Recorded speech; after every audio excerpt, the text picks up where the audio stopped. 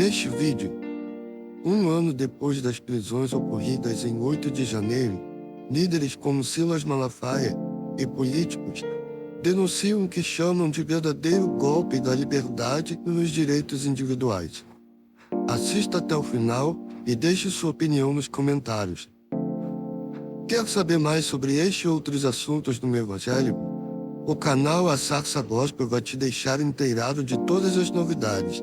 Se inscreva no canal e ative o sininho de notificação para não perder nenhuma novidade. Meus irmãos, minhas irmãs, meus amigos, hoje é dia 8 de janeiro de 2024 e eu tô aqui para concordar. Houve um golpe há um ano atrás aqui no Brasil. Um golpe na verdade, na justiça e na liberdade. Um golpe contra a nossa liberdade de protestar, de reclamar e de contestar. Um golpe também dado na consciência do brasileiro que em alguns os amorteceu, em outros os emburreceu. Um golpe em nossa liberdade de expressão, em nosso direito de ir e vir, em nosso livre pensamento, um golpe contra a nossa dignidade. Um golpe sobre os condenados a 17 anos de prisão, mais punição do que para assassinos confessos.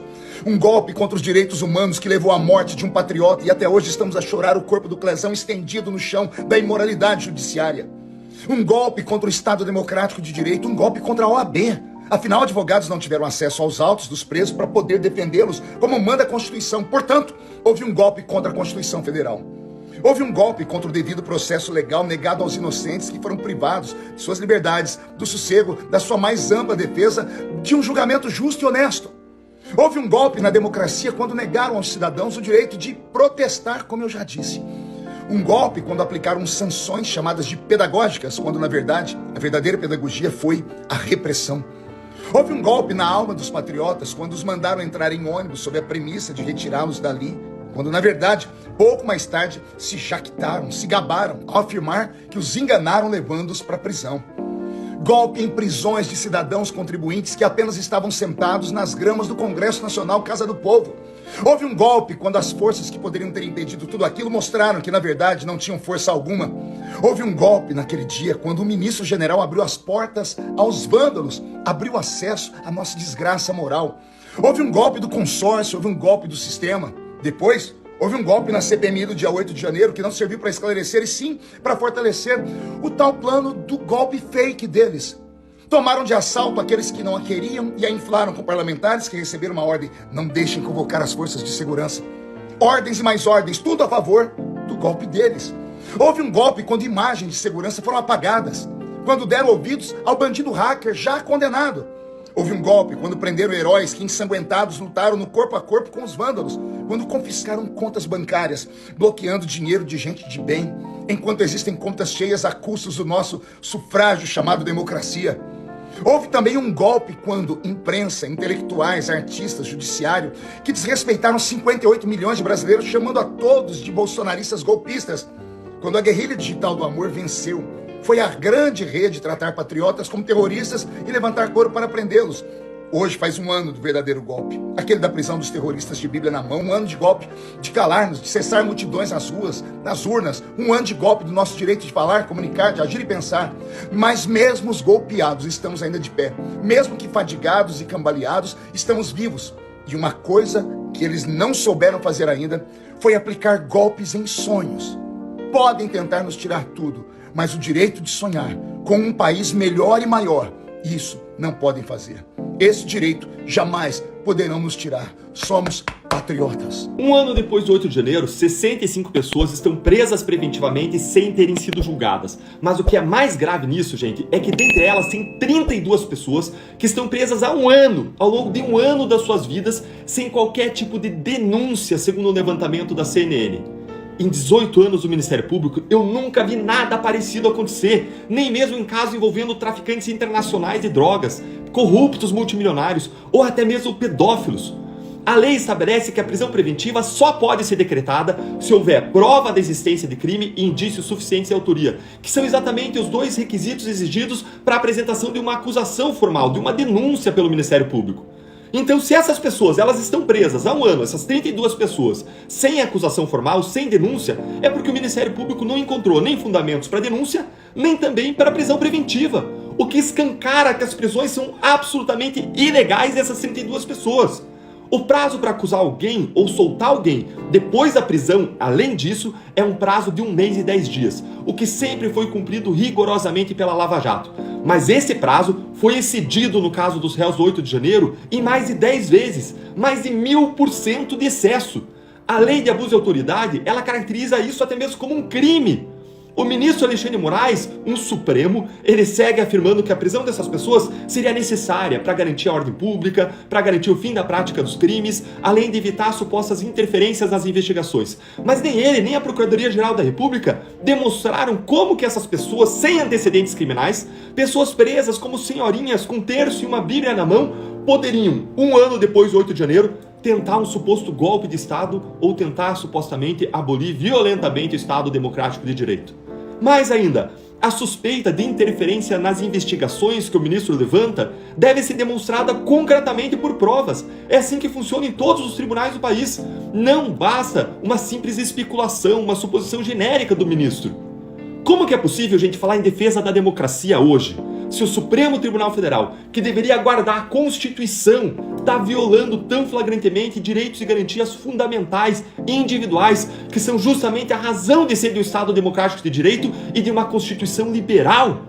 Isso sem mencionar os vários problemas dos julgamentos do 8 de janeiro, que está sendo marcado por abusos judiciais, como a violação do juiz natural. Esse caso está sendo tocado por um juiz que nem sorteado foi para tocar esse caso. A ausência ainda de conexão desse caso com pessoas com foro privilegiado, que faz com que esse caso seja tocado pelo Supremo Tribunal Federal, que não tem competência para isso. Isso impede, inclusive, os réus do 8 de janeiro a recorrerem a outras instâncias.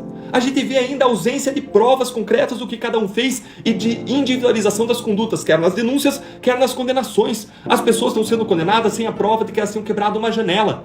Nós vemos ainda penas exageradas, maiores do que aquelas penas aplicadas para os réus condenados pelo mensalão, desvio de 100 milhões de reais. Penas maiores do que aquelas aplicadas a homicidas no Brasil. Nós vemos ainda juízes que se consideram vítimas do 8 de janeiro, pessoas que seriam vítimas de complôs para assassinatos, inclusive, julgando seus próprios algozes, ou melhor, supostos algozes. E mais, esses juízes estão antecipando na imprensa suas opiniões e votos sobre os casos que eles vão julgar, o que é proibido pela lei da magistratura, como fez o ministro Alexandre de Moraes em relação aos réus do 8 de janeiro nas diversas entrevistas que ele deu agora na semana passada. O maior ataque à democracia do 8 de janeiro não foram as invasões dos prédios públicos e não foi a depredação do patrimônio público, que são sim condutas criminosas, deploráveis e reprováveis. Mas o que existe de mais grave são os pretextos, as narrativas, as mentiras, os abusos criados pelo sistema e por suas gargantas de aluguel na imprensa, que servem apenas para legitimar tudo o que está sendo feito, todos os conchavos, os abusos, os esquemas desse mesmo sistema. Esse sistema, lembre, ele vive e ele se alimenta da corrupção secular que parasita o Brasil desde a sua formação e que sobrevive da impunidade e da leniência, que são marcas registradas dos donos do poder no Brasil. A narrativa que o sistema corrupto criou sobre o 8 de janeiro serve apenas como mais um escudo e uma espada para serem usados contra qualquer um que tente enfrentar esse sistema, já que agora ele se considera esse sistema um defensor, salvador e protetor da democracia. Com isso, o sistema se blinda de críticas e se blinda de tentativas legítimas de aprimoramento e de qualquer mudança, já que agora qualquer um que conteste os salvadores da democracia só poderia ser ele mesmo um antidemocrático. O que nós vemos hoje são ministros falando em defesa da democracia, mas na verdade minando seus pilares mais essenciais ao linchar em praça pública os réus do 8 de janeiro. A minha solidariedade nesse 8 de janeiro está com a família do Crezão, está com as vítimas da tirania judicial e com os milhões de brasileiros cansados das diferentes variações de abusos que um mesmo sistema pratica há séculos. Não se iluda com uma falsa sensação de segurança. Como disse Martin Luther King, a injustiça num lugar qualquer é uma ameaça à justiça em todo lugar. Esse dia é um dia para nós registrarmos a nossa indignação profunda e para nós erguermos a nossa voz na luta por justiça em nosso país.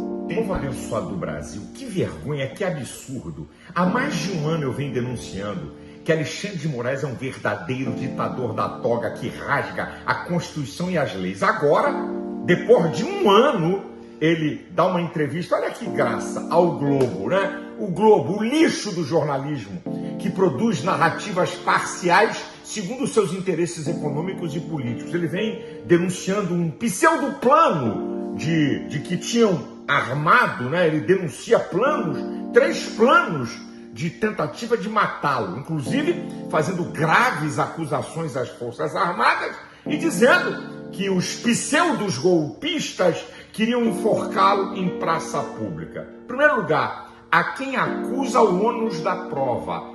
Cadê as provas, Alexandre de Moraes, dessas acusações graves?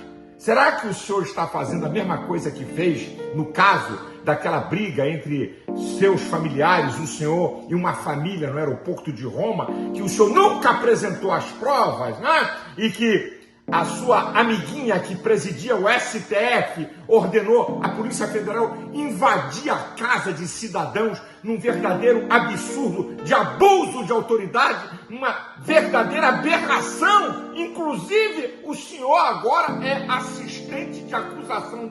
Que aberração jurídica! Senhor Alexandre de Moraes, o senhor não tem moral, não tem condições legais, jurídicas, para fazer o que o senhor fez, condenar essas pessoas. Sabe por quê? O artigo 144 e 145 do Código de Processo Civil diz o seguinte: um juiz é suspeito de julgar quando ele faz parte do processo. O senhor faz parte do processo, declaração sua. Como é que o senhor julgou essas pessoas, e ainda mais sem o devido processo legal e no Supremo Tribunal Federal, se o senhor faz parte, se o senhor tinha previamente conhecimento que haviam planos para tentar matá-lo, o senhor jamais poderia julgar essas pessoas? É nulo todo o seu julgamento contra essas pessoas. Ninguém vai falar nada, imprensa, OAB vão se calar diante de uma aberração dessa? Agora escuta, o jurista, muito interessante isso aqui, Aécio Flávio Palmeira, mostra a Declaração Universal de Direitos Humanos, o Brasil é signatário, o artigo 10 e 11º, olha o que diz, interessantíssimo: todo ser humano tem direito em plena igualdade a uma justa e pública audiência por parte de um tribunal independente e imparcial. O senhor não é imparcial, o senhor é parte do caso. Isso é uma vergonha, isso é uma afronta às leis desse país que esse ditador rasga e agora ele é réu confesso. Minha gente, que absurdo. Eu quero dizer uma coisa, senhor Alexandre de Moraes, o senhor pode até escapar da justiça humana, mas da justiça divina o senhor não vai escapar um dia. Eu declaro em nome de Jesus. Eu vou deixar para falar do pseudo golpe, dessa narrativa bandida segunda-feira. Eu vou ficar por aqui. Deus abençoe você. Deus tenha misericórdia do Brasil.